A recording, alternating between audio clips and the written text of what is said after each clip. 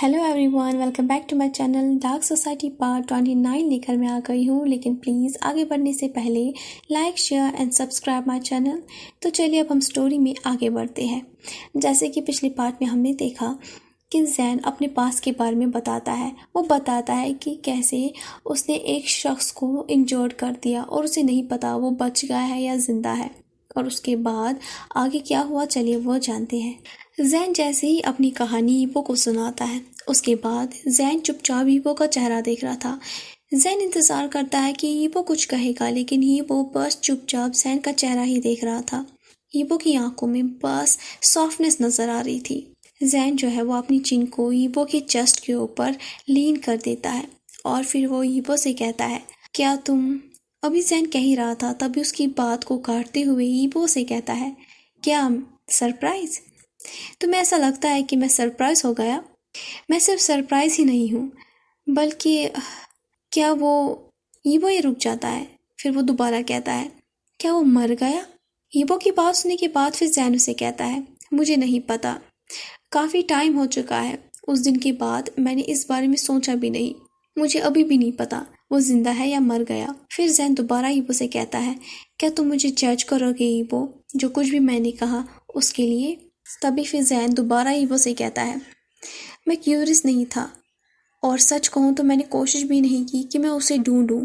ऐसे इंसान के लिए जिसे इन सब चीज़ों के बारे में कुछ पता नहीं होता है, उसके लिए काफ़ी ज़्यादा मुश्किल है। काफ़ी ज़्यादा मुश्किल है ऐसी चीज़ों को बुला देना। मैं काफ़ी ज़्यादा डर गया था, लेकिन उसके बाद मैंने अपने आप को बहुत बार समझाया। मैं बार बार अपने आप से कहता था कि वो बस बुरा सपना था और ऐसा दोबारा कभी भी नहीं होगा। और धीरे धीरे अपने आप के साथ इस बात को रिपीट करते हुए मैंने धीरे धीरे इस बात पे बिलीव करना शुरू कर दिया। तुम तो जानते हो, इंसान जल्द ही किसी भी चीज़ पर भरोसा कर लेता है, लेकिन आज उस दिन के बारे में सोचकर मुझे काफ़ी ज़्यादा दर्द हुआ।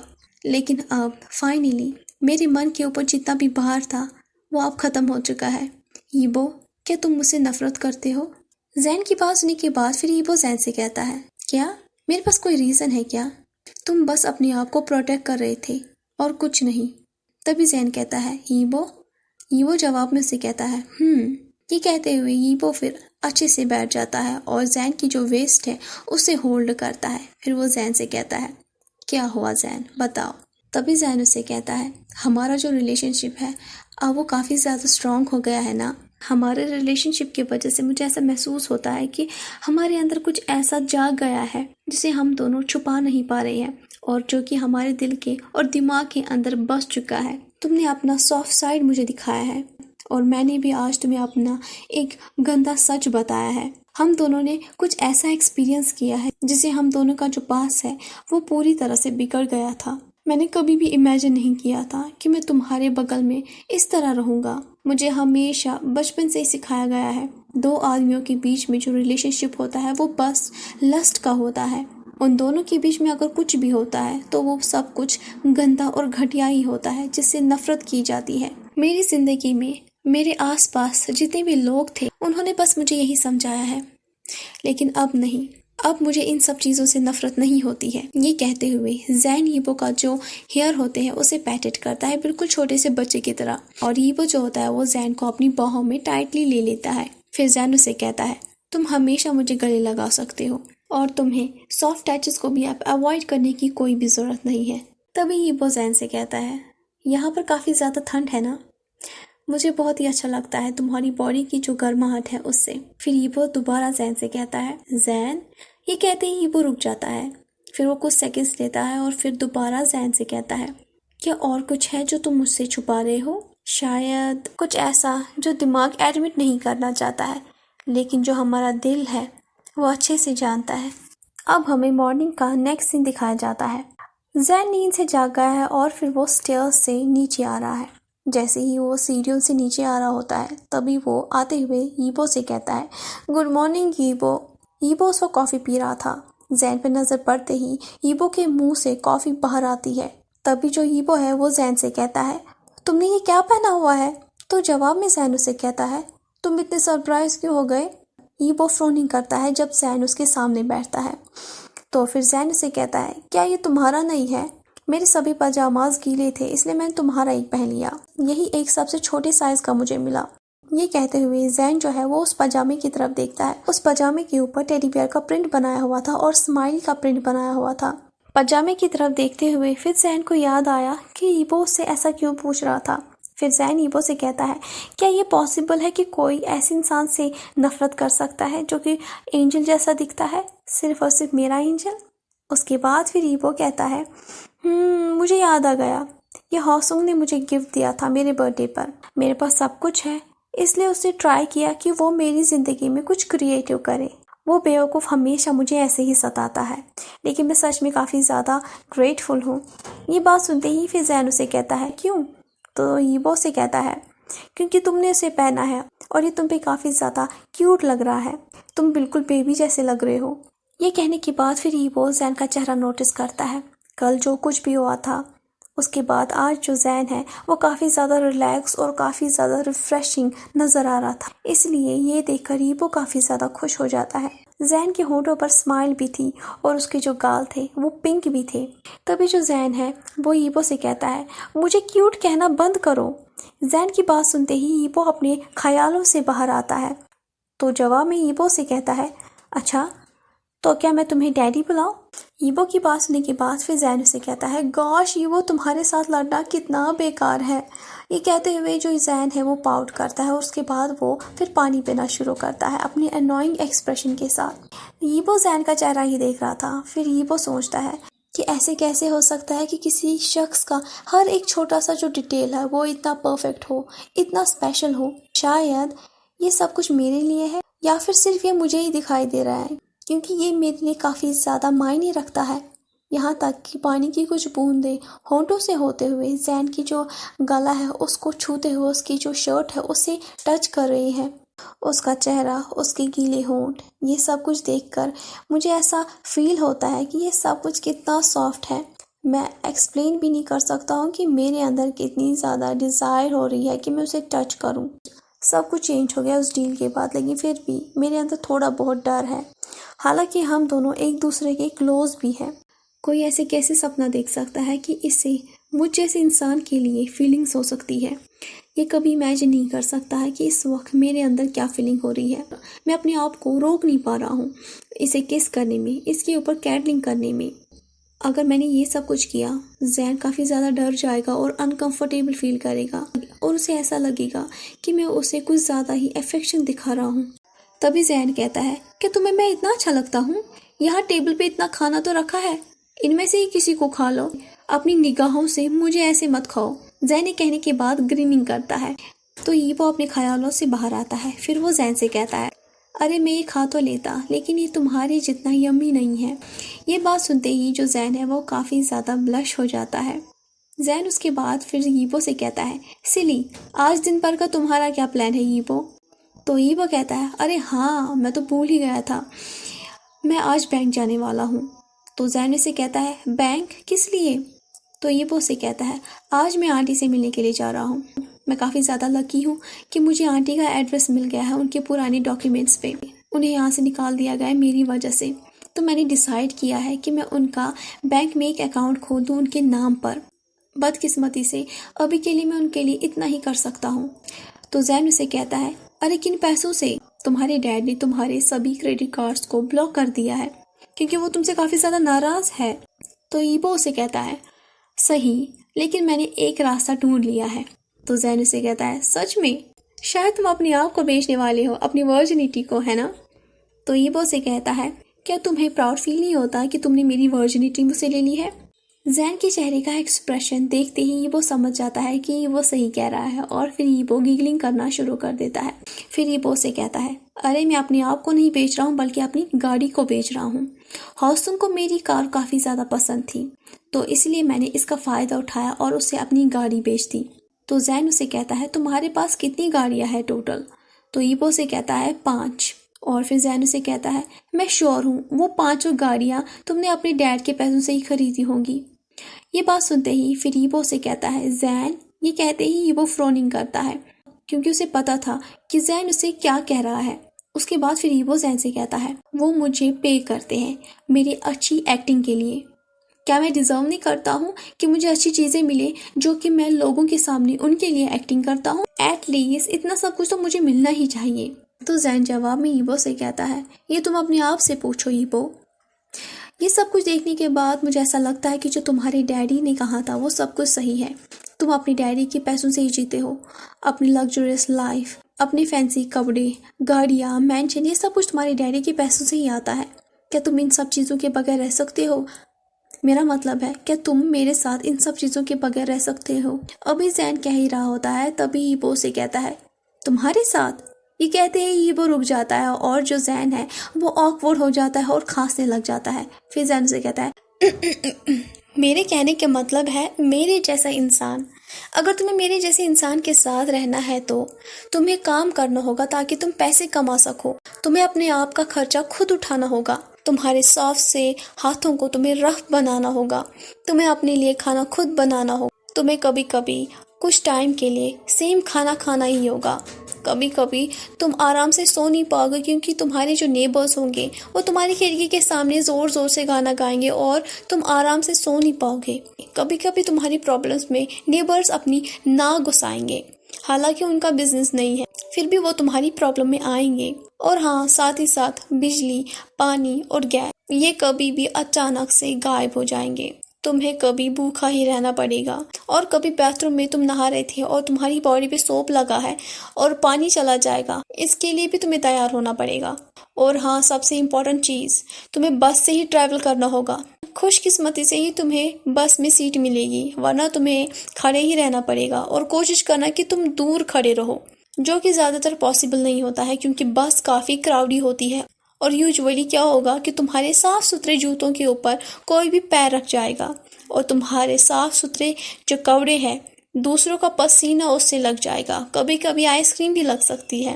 हालांकि उन्होंने ये जानबूझकर नहीं किया होगा क्योंकि बस में ज़्यादा क्राउड होता है और एक दूसरे के साथ ऐसा होता ही रहता है। और भी बहुत सारी चीज़ें हैं जो मैं तुम्हें बताना चाहता हूँ, लेकिन अभी के लिए इतना काफ़ी है। और अब मुझे तुम बताओ, तुम क्या सोच रहे हो? क्या तुम ऐसी ज़िंदगी जी सकते हो? जैन का भाषण सुनने के बाद फिर ईबो जैन से कहता है, अगर वो लोग मुझे सुबह जल्दी नींद से जगाएंगे जब मैं तुम्हारे साथ सो रहा था तो मुझे कोई भी प्रॉब्लम नहीं है। हम दोनों जोर जोर से हंसेंगे। अगर बस में मैं तुम्हारे साथ ही हूँ और मुझे एक ही सीट मिली तो तुम टेंशन मत लेना, तुम मेरी गोद में आकर बैठना, मैं तुम्हें टाइटली होल्ड करूँगा। और अगर कभी हम दोनों को ही सीट ना मिले तो तब भी टेंशन लेने की कोई भी ज़रूरत नहीं है। हम दोनों एक दूसरे के साथ ही खड़े रहेंगे और एक दूसरे को टाइटली पकड़ के रखेंगे।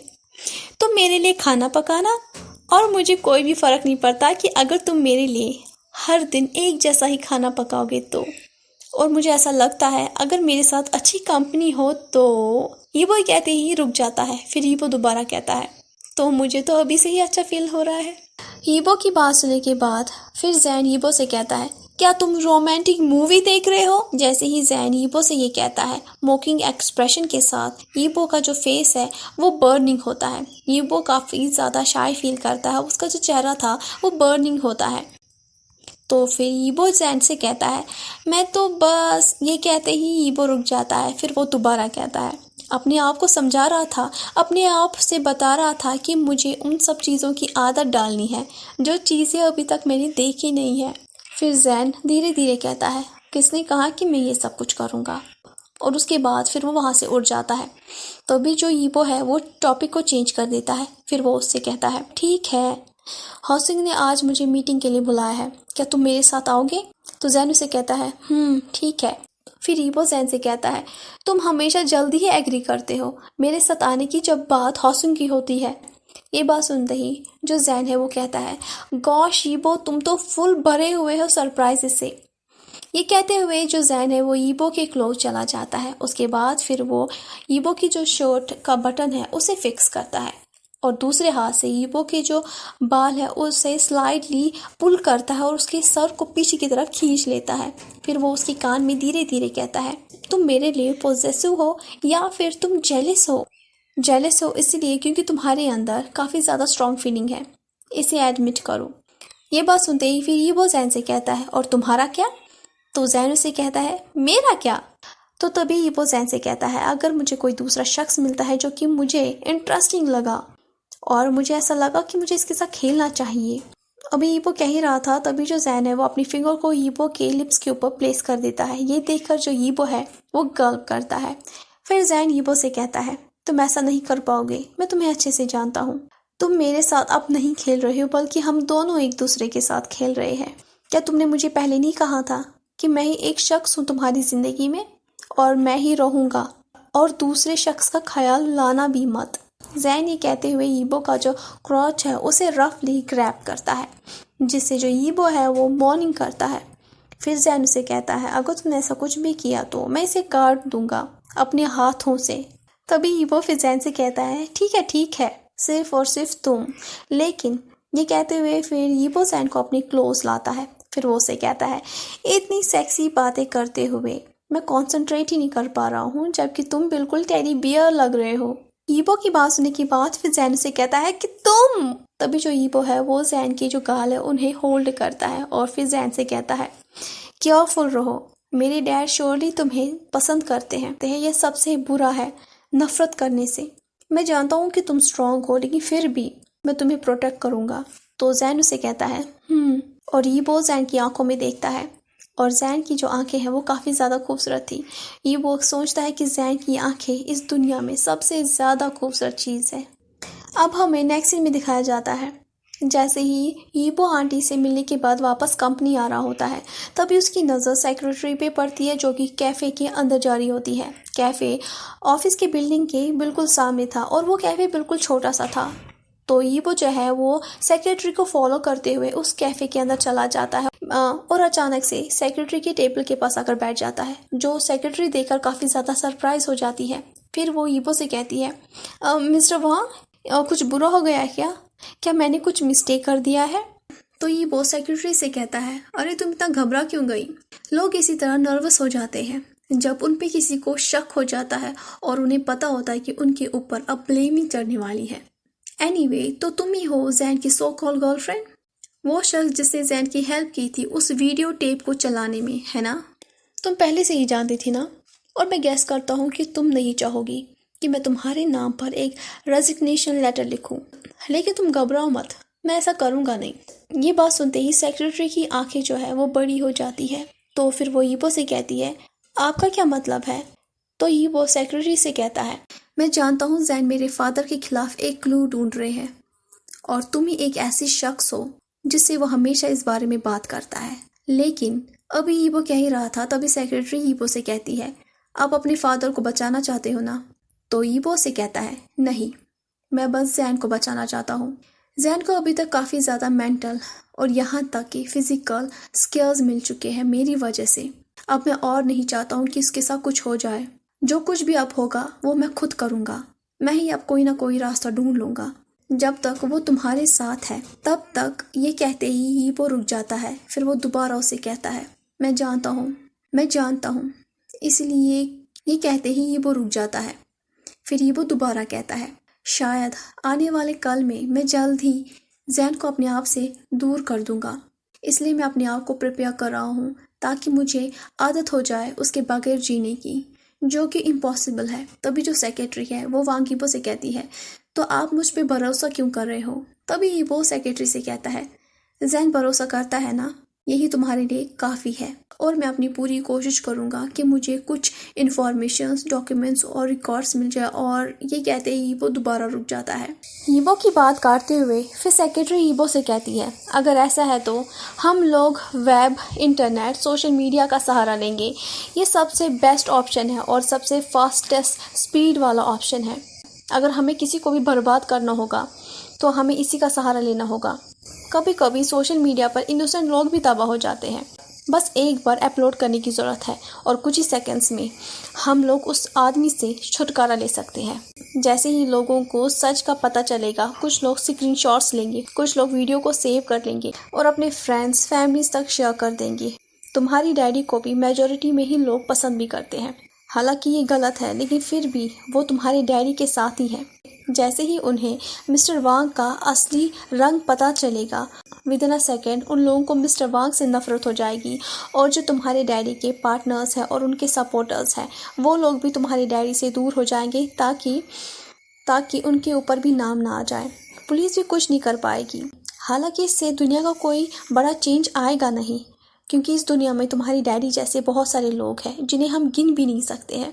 लेकिन एट लीस्ट तुम फ्री हो जाओगे। और मैं ये कहते ही सेक्रेटरी रुक जाती है और वांग यीबो से कहता है, हाँ तुम्हारी ज़िंदगी ना। तो सेक्रेटरी कहती है तभी वांग यीबो उससे एक सवाल पूछता है और कहता है, तुम जैन की हेल्प क्यों कर रही हो और तुम मेरी हेल्प करने के लिए तैयार भी क्यों हो? तभी सेक्रेटरी जवाब में वांग यीबो से कहती है, इंसानियत के लिए। ये कहती ही वो गल्प करती है, लेकिन जो वांग यीबो होता है वो स्मार्ट करता है। तभी वांग यीबो सेक्रेटरी से कहता है, come on, may be Jain तुम्हारे बातों पर भरोसा करता है लेकिन मैं नहीं। मुझे लगता है कि तुम्हारे अपने रीजंस हैं। अगर मेरे डैड पकड़े गए तो इसमें कोई शक नहीं है कि तुम अपनी जो जॉब है उसे गंवा दोगी, और यही नहीं, तुम्हारी जान पर भी खतरा हो सकता है। लेकिन अब मुझे तुम बताओ कि तुम ऐसा क्यों कर रही हो? फिर सेक्रेटरी नर्वस होकर रुक रुक के जवाब में यीबो से कहती है, क्योंकि मैं उनसे नफरत करती हूँ। ये कहते हुए सेक्रेटरी नर्वस होकर अपने हाथों को रगड़ती है। फिर वो कहती है, वो इस दुनिया के सबसे घटिया इंसान है। मैं आज तक इतनी घटिया इंसान से नहीं मिली हूँ। तभी वो जवाब में सेक्रेटरी से कहता है, कुछ महीने पहले जब मैं प्लानिंग कर रहा था कि मैं जैन से बदला लूँगा, तो मैंने नोटिस किया तुम और जैन दोनों काफ़ी ज़्यादा क्लोज रिलेशनशिप में हो। तो मैंने तुम्हारे बारे में काफ़ी ज़्यादा इन्फॉर्मेशन निकाली। तुम्हारी मॉम हॉस्पिटल में है और उन्हें काफ़ी सीरियस डिजीज़ भी है, और तुम मैनेज कर पाई कि तुम उनके एक्सपेंसिव मेडिकल जो ट्रीटमेंट का जो बिल है वो भर पाई। एग्जैक्टली कहूँ तो तुम नहीं, कोई और। तभी सेक्रेटरी कहती है, मिस्टर ईबो। तो ईबो जवाब में सेक्रेटरी से कहता है, तुम काफ़ी ज़्यादा ब्यूटीफुल और काफ़ी ज़्यादा अट्रैक्टिव हो, और उनका टेस्ट काफ़ी ज़्यादा अच्छा है। ये बात सुनते ही जो सेक्रेटरी होती है वो ईबो से कहती है, हाँ, मैं तुम्हारे डैड के साथ ही थी। तुम्हारे डैड को मैंने प्लेजर दिया, मैं उनकी मिस्ट्रेस बन के रही। तुम यही सुनना चाहते थे ना, तो सुनो। ये कहते हुए सेक्रेटरी की जो आवाज़ है वो बीच बीच में कटती है। ये कहने के बाद फिर वो जल्दी ही पानी एक घूंट में ही पी जाती है, और उसके बाद फिर अपने सांसों को वो कंट्रोल करने की कोशिश करती है। इन शॉर्ट में कहूँ तो मिस्टर वांग को जैसे ही सेक्रेटरी की मॉम के बारे में पता चलता है, तो वो सेक्रेटरी से कहता है कि वो उसकी हेल्प करेगा, लेकिन उसके बदले सेक्रेटरी को मिस्टर वांग को प्लेजर देना होगा। मिस्टर वांग जो होते हैं वो काफ़ी ज़्यादा घटिया किस्म के इंसान होते हैं, और जो सेक्रेटरी होती है वो अपनी मॉम के लिए काफ़ी ज़्यादा परेशान होती है। वो अपनी मॉम को इस तरह मरते हुए नहीं देख सकती थी, इसलिए वो मिस्टर वांग के सामने झुक जाती है। तभी फिर सेक्रेटरी हीबो से कहती है, अगर मेरी मॉम को पता चलेगा कि क्या किया है मैंने, तो वो ज़िंदा रहने से बेहतर मरना पसंद करेगी। मुझे बताओ मिस्टर हीबो, क्या मैं डिज़र्व नहीं करती हूँ कि मैं नॉर्मल लाइफ जीऊँ, कोई मुझसे प्यार करे, मैं किसी से प्यार करूँ? क्या मैं ये डिज़र्व नहीं करती? सेक्रेटरी की सारी बातें सुनने के बाद फिर हीबो सेक्रेटरी से कहता है, हाँ तुम डिज़र्व करती हो। उसके बाद फिर हीबो सोचता है, अब मैं सोच सकता हूँ कि मैं कैसा था। वांग्स को आदत है कि वो लोगों को खरीदते हैं। ये कहने के बाद फिर ईबो स्माइल करता है पेनफुली, और फिर सेक्रेटरी का जो हाथ है उसे थाम लेता है।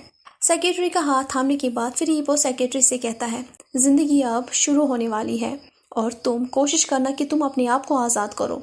ये कहने के बाद जो सेक्रेटरी है वो महसूस करती है कि वांग यीबो ने सेक्रेटरी के जो हाथ है उसके अंदर कुछ डाल दिया है।